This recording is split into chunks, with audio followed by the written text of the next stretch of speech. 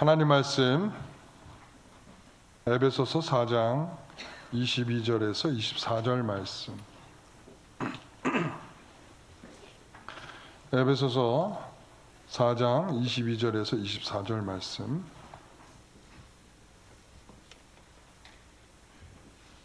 제가 봉독하겠습니다. 너희는 유혹의 욕심을 따라 썩어져가는 구습을 따르는 옛사람을 벗어버리고 오직 너희의 심령이 새롭게 되어 하나님을 따라 의와 진리의 거룩함으로 지으심을 받은 새 사람을 입으라. 아멘. 이미 앞에서 우리가 여러 차례 다뤘던 말씀인데요. 오늘은 세례라고 하는 의미에서 벗고 입으라 라고 하는 말씀을 함께 나누도록 하겠습니다. 여러분, 불신자들의 특징은 뭐냐 이렇게 물어보면 그들에게는 하나님이 없다 이것입니다. 그들의 행동의 특징이 왜 그러냐라고 물어보면 하나님이 없기 때문에 무엇을 위하여 살아야 되는지, 목적이 무엇인지, 내가 왜 성실하고 왜 청결한 삶을 살아야 되는지 이러한 이해가 생기지 않는다는 것이죠. 그래서 하나님이 없기 때문에 자기중심적인 생각을 가지고 그 다음에 자기 멋대로 살게 됩니다. 그래서 우리 에베소서 4장 11절에서 20절까지 보면은 그들의 모습은 허망함으로 행하고 무지하고 그리고 마음이 굳어짐으로 하나님의 생명으로부터 멀어져 있고 그리고 또한 감각이 없는 자가 되어 방탕에 방임되고 그리고 더러운 욕심으로 살아간다 이 말이죠. 그러니까 이렇게 살아가는 이유는 바로 하나님이 없기 때문이다. 하나님이 없는 사람은 감각이 없고 무지하고 하나님에 대해서 배우려고 하지 않고 그렇단 말입니다. 그런 인생들을 하나님께서 신자로 부르셔서 그 무질서와 무목적적이고 무엇을 위하여 살아가야 되는지에 대한 이해를 하나님께서 주셨다는 말씀이죠.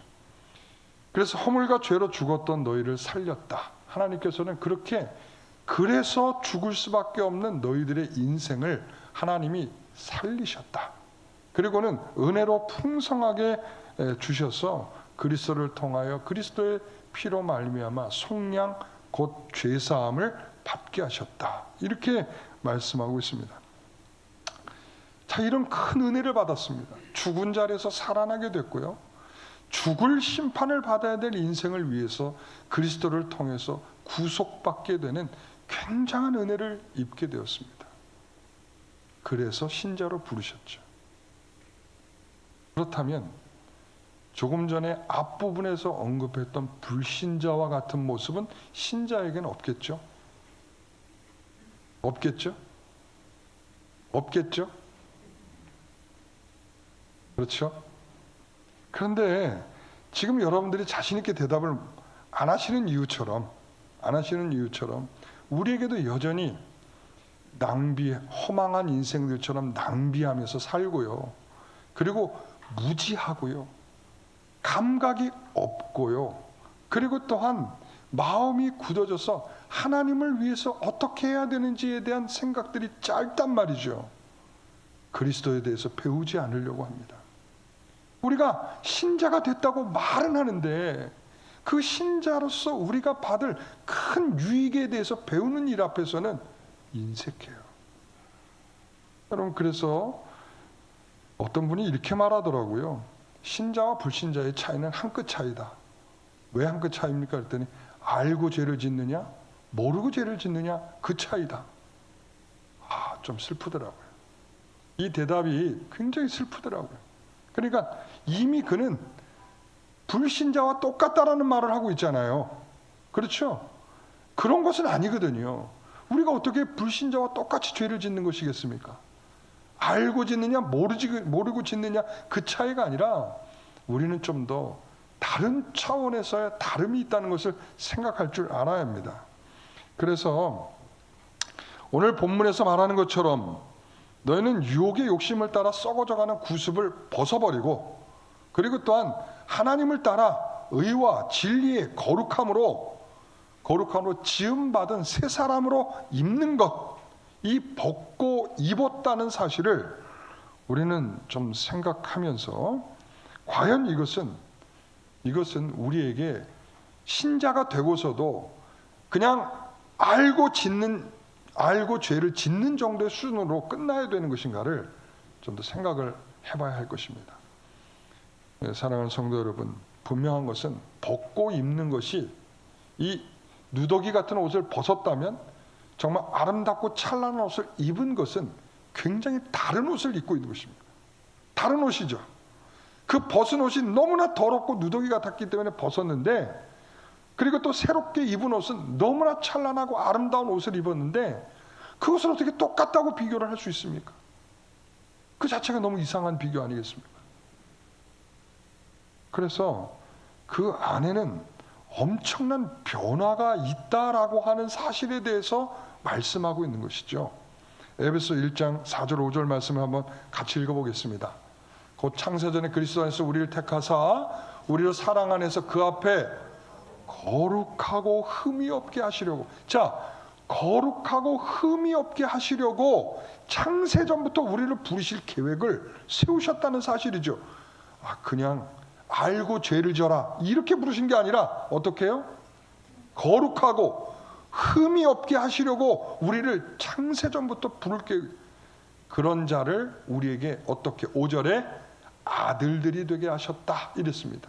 하나님의 깊으신 뜻대로 우리를 예정하신 것은 그의 아들들이, 그러니까 신분적으로도 목적으로도 봐도 목적은 하나님이 흠이 없고 거룩하게 하는 것이라면, 신분적으로는 그분의 아들들이 되게 하시는 것으로 인하여 우리에게서는 신자로서 이전과 벗은 것과 다르게 새로 입은 것은 다른 삶이라고 하는 것을 분명히 말하고 있는 내용이죠.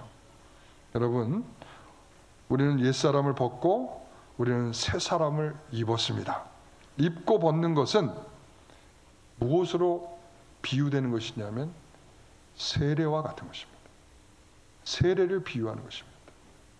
여러분들은 왜 그런가라고 생각하겠지만, 원래 세례는 오늘 우리가 세례식을 행할 때는 이렇게 머리에다가 물을 뿌리듯이 하지만, 실제적 이전의 세례들은 침례를 받았거든요. 침례. 그러니까 이 침례를 받기 위해서는 이전에 입었던, 자기가 평상시에 입고 있었던 옷들을 뭐예요? 벗어야 돼요. 그리고 세례를 받기 위한 옷을 입어야 합니다. 그러니까 저는 침례를 받았기 때문에 이것에 대해서 이해가 딱 돼요. 이해가. 왜 그런가 하면 저도 그랬거든요. 그러니까 세례를 받기 위해서는, 우리는 그런 게 없지만 세례를 받기 위해서 모든 옷들을 다 벗고 그 다음에 세례복을 입어요. 그러고 난 다음에 세례탕에 들어가서 세례를 이렇게 받거든요. 그러니까 우리처럼 이렇게 예배 중간에 못 하고, 거기는 따로 이제 세례실이 있어서 거기에서 침례를 이렇게 받거든요. 그러니까 저는 벗고 입는다라고 하는 개념이, 우리가 일상에 입었던 모든 이 옷들을 벗고 세례의 옷을 입고 그 세례를 받는 것과 같은 비유를 지금 설명하고 있는 것이죠. 그래서 우리는 옛 옷은 무엇입니까? 오늘 본문의 옛 옷은 뭐라고 설명하고 있죠?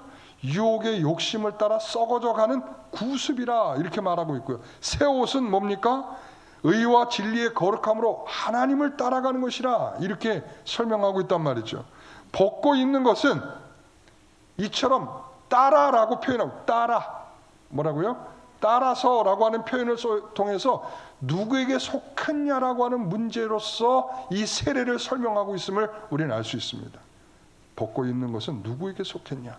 우리가 공중 권세를 잡고 그리고 또한 하나님 앞에 불순종하게 하는 영에 속해 있는가, 아니면 그리스도에 속해 있는가라는 문제죠. 우리가 세례를 받는 것은 그런 것입니다. 여러분 다 세례를 받을 때 그렇게 믿음으로 고백하지 않았습니까? 내가 예수 그리스도를 나의 구주로 믿습니다. 이 말은 내가 이제 그분에게 속했습니다, 이런 표현이죠.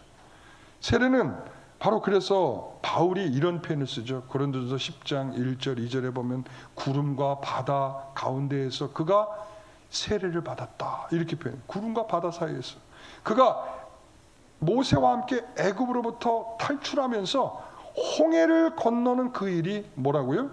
세례를 받는 일이었다. 이렇게 말해요. 다시 말하면 그가 지금까지 지배를 받고 통치를 받고 속해 있었던 애굽이라고 하는 것을 떠나서 어디로?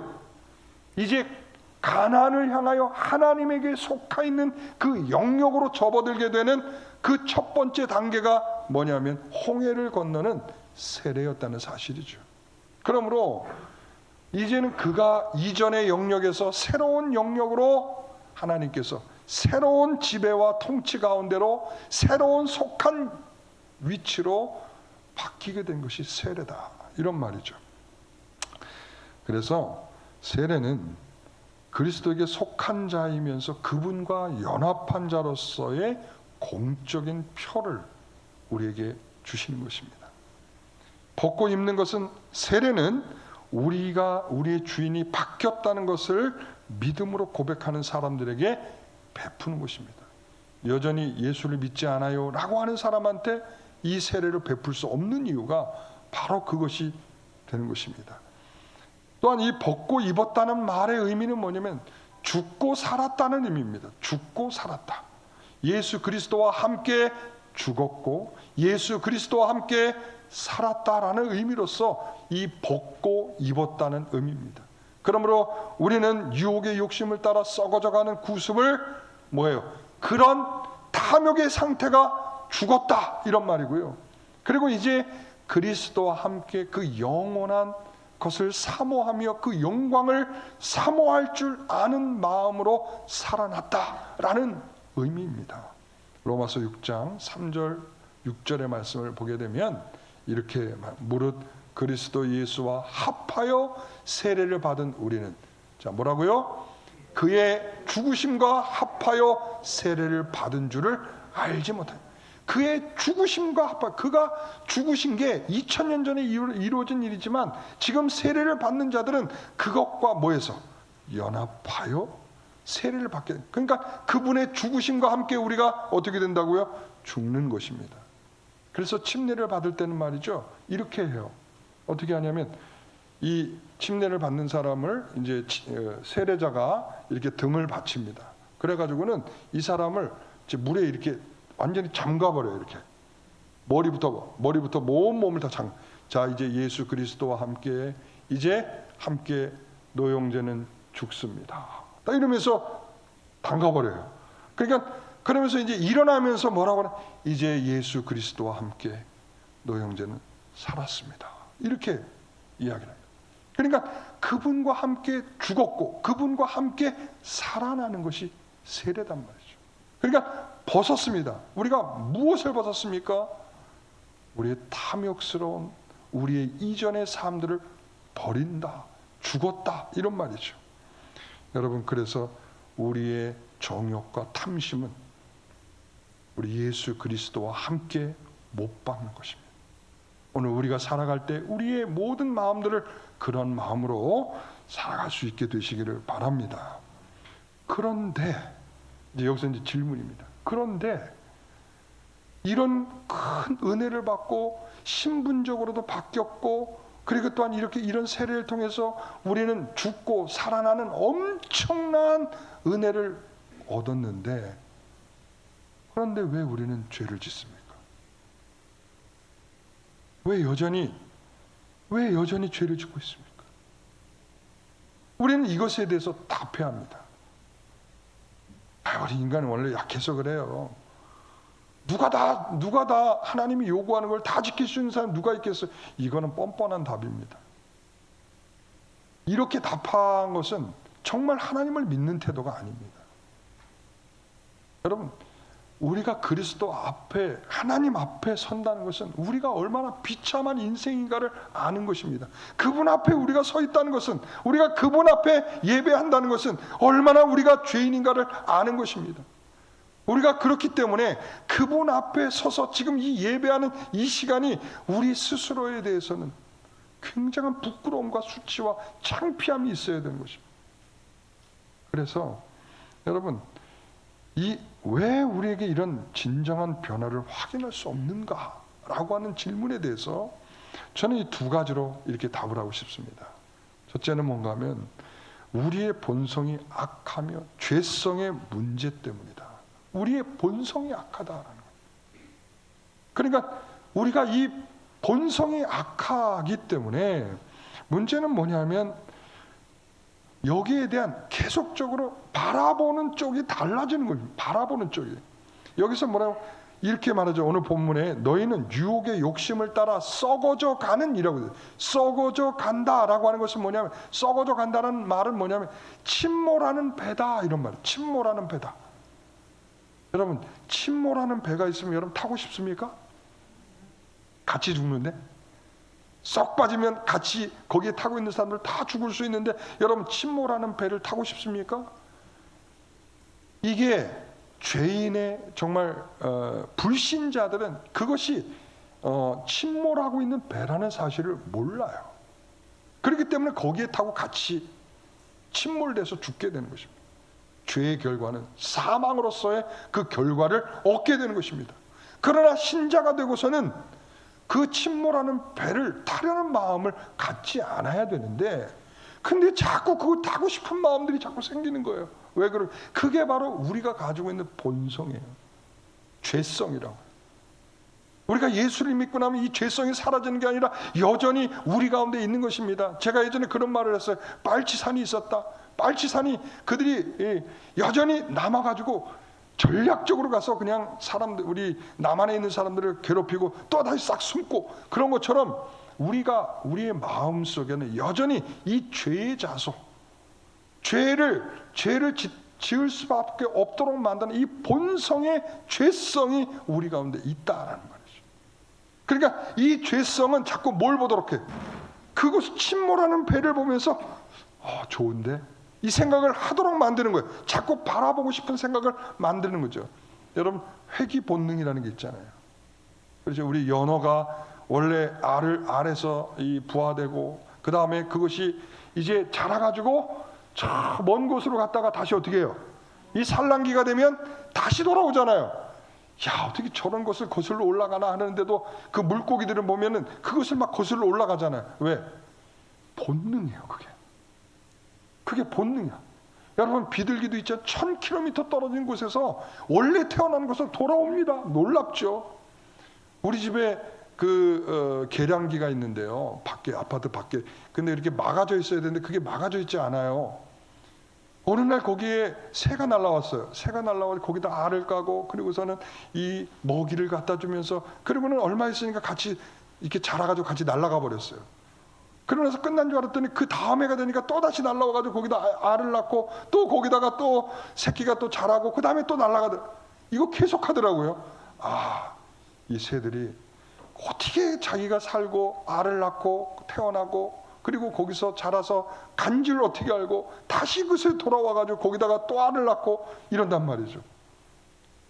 이게 바로 회귀 본능이잖아요. 우리 본성이 악하다는 것은 자꾸 악한 것이 선하고 좋아 보이는 쪽으로 나도 모르게 쏠리게 되는 감정이에요. 그러니까 여러분, 신자는 이런 마음이 있다는 것을 아셔야 됩니다. 이스라엘 백성들이 그렇지 않았습니까? 이스라엘 백성들이 가나안에서 하나님께서 주시는 만나를 먹었습니다. 아주 맛있게 먹었겠죠, 처음에는. 그러나 세월이 지나니까 만나가 맛이 없어. 깔깔해. 이렇게 먹고 저렇게 먹어보지만 맛이 없어. 이건 맛으로 먹는 게 아닌데. 그렇지 않습니까? 생명을 구원하게 하신 하나님의 은혜인데 이거를 맛으로 먹다 보니까 그때부터 다시 자, 어디를 보고 싶어져요? 애굽으로 보게 돼요. 본능이 바라보게 하는 것은 뭐냐? 애굽이에요.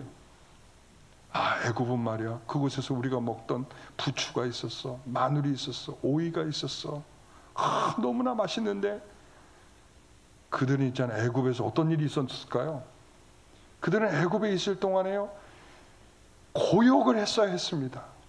고통스러운 일을 감당해야 됐습니다. 매일매일 나가서 눈만 뜨면 고통스러운 일에 동원돼서 일을 했습니다. 그것뿐입니까? 우리 정말 사랑하는 아이를 임신했다가 그 임신한 아이가 출산했을 때 남자아이가 되면, 여자아이면 괜찮은데 남자아이를 태어났다. 그럼 어떻게 됐습니까? 바로 죽였습니다. 그러니까 그런 죽음의 피비린내 나는 그 현장이 떠오르지가 않는 거예요. 희한하죠. 거기 쳐다보도 싫을 텐데 우리 아이가 죽었던 장소, 그리고 또한 그곳에서 힘들게 일했던 그 자리, 누가 봐도 돌아보고 싶지 않은 장소란 말이죠. 군대 제대하면 그쪽을 향해서 뭣도 안 한다고 그러잖아요. 그러니까 그쪽을 바라보고 싶지도 않은데, 근데 놀라운 것은 바라보는 거예요. 오이가 맛있었는데, 마늘이 맛있었는데, 부추가 맛있었는데. 그러니까 이게 바로 뭡니까? 그들이 하나님의 은혜를 잊고 세례를 받고 광야를 나와서 하나님이 주시는 생명의 떡을 먹으면서도 그는 어디를 생각해? 애굽을 생각하는 악한 본성과 이 죄성이 그들을 끊임없이 괴롭히는 현장이라는 것을 기억하십시오. 여러분, 우리가 그것에 대한 이해가 없으면 늘 이 죄에 대해서 지게 되고 무너지게 되는 것입니다. 그래서 그 악함이 발동해서 우리가 무엇을 보게 하는지를 보십시오. 우리가 다시 회귀 본능으로 본성의 악함으로 보고 있는 것인지, 신자로서 그 아름다움을 보고 있는지 여러분 늘 체크하셔야 됩니다. 그 다음에 그래서 23절의 말씀이 있는 거예요. 오직 너희 심령이 어떻게 돼서 새롭게 되어, 이렇게 되는 거예요. 그러니까 그 마음의 영이 하나님의 교제하며 성령의 역사로 지배받는 마음이 그래서 아직 충실히 다 선을 행할 수는 없어도 마음의 경향이 누구를 향하도록? 하나님을 향할 수 있도록, 그것을 좋아하지 않는 경향성으로 우리의 마음이 계속적으로 길들여져 가도록 하나님의 은혜를 구해야 할 것입니다. 마음이 어떻게 되도록요? 새로워지도록. 여러분, 우리의 신분에 맞는, 우리에게 주신 은혜에 맞는 우리 성도들이 되시기를 간절히 축원합니다. 두 번째는 우리는 종말론적인 임의와 아직의 긴장 상태에 있는데 긴장감이 없기 때문입니다. 임의와 아직은 바울이 굉장히 중요하게 사용하는 이 뭐랄까요? 이 생각의 틀입니다. 생각의 틀. 그러니까 임의와 아직은 이미 하나님께서 우리에게 구원을 주셨습니다. 여러분 구원 받으셨죠? 여러분 구원 받으셨죠? 이미 받으셨죠? 그러나 실제적으로 아직 그 구원을 받지 못했죠. 왜 그렇죠? 아직 구원이라고 하는 완성된 결과까지는 우리는 아직 못 나갔어요. 우리가 죽든지 아니면 주님이 오시든지 둘 중에 하나가 되어야 완성이 되기 때문에 우리는 그때까지는 뭐예요? 다 죄인입니다. 부족합니다. 다 못합니다. 그렇기 때문에 구원이라고 하는 것은 지금 우리는 이미 받았다라고 말하지만 아직 받지 못했다라고 하는 이 둘 사이에 뭐가 있냐면 긴장감이 있는 거예요.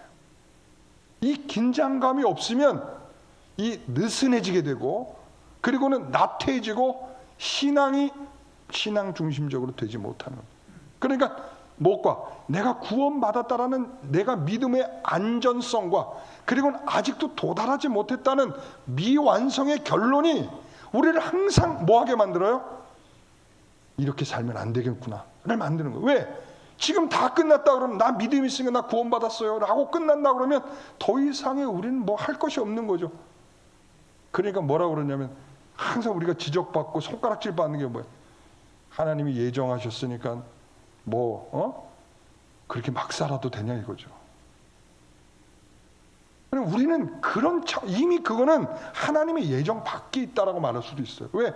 하나님의 예정은 우리의 그 긴장의 끈을 놓치지 않도록 이미 받은 구원을 끝까지 하나님이 데려가신다라고 하는 그 구원의 완성을 믿으면서 놓지 않는 것입니다. 그 긴장감이 떨어질 때 우리는 나태해지면서 신앙적인 것에서 거리가 멀어지는 것이죠.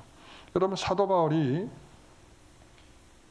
성도들이라고 불러요. 성도들아 이렇게 부른단 말이에요. 그런데 실질적으로 그들이 성도냐? 아직 아니거든요. 그들이 하나님의 거룩한 백성이다. 아니거든요. 그들은 아직 탁도 없어요. 근데 성도라고 불러요. 여러분 우리가 그 교회에서 보면 장로님이 있고 우리 안수 집사님, 우리 권사님들이 있고 또 서리 집사님들이 있는데 그 밑에는 뭐죠? 성도님이라고 이렇게 부르잖아요. 우리는 그래서 성도 그러면 우리 교회 안에 가장 가장 낮은 신자 이렇게 생각할 가능성이 높아요. 여러분 그거 굉장히 잘못 생각하는 거예요. 굉장히, 여러분 가장 위대한 호칭이 성도입니다. 여러분 그래서 제가 일부회 때도 그랬어요. 우리가 하늘나라 가면 우리가 하나님 안에 있으면 우리 장로님, 목사님, 권사님 이거 안 해요. 우리는 모두 하나님 안에서 하나님의 거룩한 백성, 카도시, 하기오스 이렇게 카도시, 하기오스 우리가 하나님의 거룩한 백성이다예요. 하나님의 거룩한 백성. 그러니까 하나님의 거룩한 백성이라는 사실이 가장 중요한 호칭이란 말이죠. 그런데 아직 우리는 그 호칭을 받을 만큼 충분하지 못한 자들이죠. 그런데 사도 바울은 뭐라고 불러요? 성도들아 라고 부른다는 거죠. 그 말은 호칭적으로가 아니라 아까도 얘기했지만 이미 너희는 하나님의 거룩한 백성이 되었다라고 하는 믿음으로 이미예요. 그러므로 그 성도들은 아직 그 거룩함을 이루지 못하였기 때문에 그 거룩함을 향하여 날마다 나아가는 성도가 되기를 힘쓰는 것이죠. 이 긴장감이 끊어지면 그때부터 신자들은 나태하게 죄를 짓는 것에 익숙해져 가기 시작을 하는 겁니다. 그래서 이 새 사람이 되었다는 것은 이제 새로운 은혜를 입은 거죠. 그리고 새로운 신분이 된 것이죠. 자, 24절의 말씀을 끝으로 한번 보겠습니다. 같이 읽습니다. 하나님을 따라 의와 진리의 거룩함으로 지으심을 받은 새 사람을 입으라. 이 문구를 딱 들여다보면 떠오르는 게 있어요. 뭐냐면 하나님의 형상으로 우리를 회복하시겠다라는 것이구나. 새 사람의 옷을 입는다는 것은 우리가 새 사람의 옷을 무엇으로 입겠습니까? 뭘 입겠어요? 이것은 하나님의 형상으로 우리를 변화시키겠다는 말씀이에요. 여러분 하나님의 형상은 뭐냐면 선이요 의요 거룩함입니다. 하나님의 형상이 뭐라고요? 선이요 의요 거룩한 것입니다. 이것을 생각할 줄 아는 것입니다. 이것을 바라볼 줄 아는 것, 이것을 판단할 줄 아는 것이 하나님의 형상을 회복하게 되었다는 것입니다. 그러나 아직은 완벽하진 못합니다. 이거예요. 그러니까 하나님의 형상을 회복했지만 완전히 아직 회복하지 못한 상태에 있는 것입니다. 그러므로 지금 사도 바울은 어떻게 보면 에베소 교회 성도들에게 너희는 지금 하나님을 믿고 세례를 받고 여전히 이전의 것으로 회귀 본능으로 죄성으로 그것을 들여다보면서 여전히 그것을 좋게 여기고 있느냐? 아니다. 하나님이 너에게 하나님의 형상을 회복해 하시는 이 거룩한 세례를 베풀어 너희가 하나님의 백성이 되었음을 말씀하고 있으니 이제 그 원리를 따라 살아가라 라고 하는 말씀으로 우리에게 들려주고 있는 것이죠. 사랑하는 성도 여러분, 세례는 한 번 받습니까? 몇 번 받습니까? 한 번입니다. 한 번을 받는 것입니다. 그러나 한 번 받고 끝 이게 아니라 이 세례는 말이죠. 저는 아까 우리 올라오신 분들한테 제가 문답식으로 제가 참 마음이 굉장히 뜨거워집니다. 감사합니다. 왜 그런가 하면 이러한 성례식에 새로운 성도가 학습을 받고 세례를 받고 입교를 하고 이런 일들은 정말 거룩한 일입니다. 그리고 이것을 바라보는 것은 바로 우리를 보게 하는 것입니다. 너도 그렇게 죽을 자리에 허물과 죄로 심판받아 멸망받아야 될 사람이 자 봐봐 저 사람이 저렇게 믿음 고백하면서 이제 새로운 인생을 살겠다고 하나님 앞에 서잖아. 저게 너의 모습 아니니? 저게 너의 모습 아니니? 지금까지 그것을 잃어버리고 네가 살고 있었다면 이것을 통하여 다시 한번 마음을 다잡고 하나님의 사람으로 살기를 힘써라. 오늘 우리는 이 세례가 그냥 넘어가서는 안 될 것입니다. 이런 모든 성례식은 하나님 우리에게 그런 새로움을 주시는 새 사람의 옷을 입은 자로서의 격려와 책망과 그리고 하나님의 사랑을 더하여 주시는 예식임을 기억하십시오. 기도하겠습니다. 하나님 감사합니다. 하나님 우리에게 주신 이 은혜의 수단을 우리가 충분히 보고 시청각적으로 보면서 하나님의 구원이 이런 방식으로 이루어지고 있다는 사실을 우리가 믿으면서 참으로 은혜를 받고 하나님 앞에 감사할 수 있는 우리가 되게 하여 주옵소서. 우리의 길을 그와 같이 인도하여 주실 것을 믿사옵고 예수님의 이름으로 기도하옵나이다. 아멘. 우리 먼저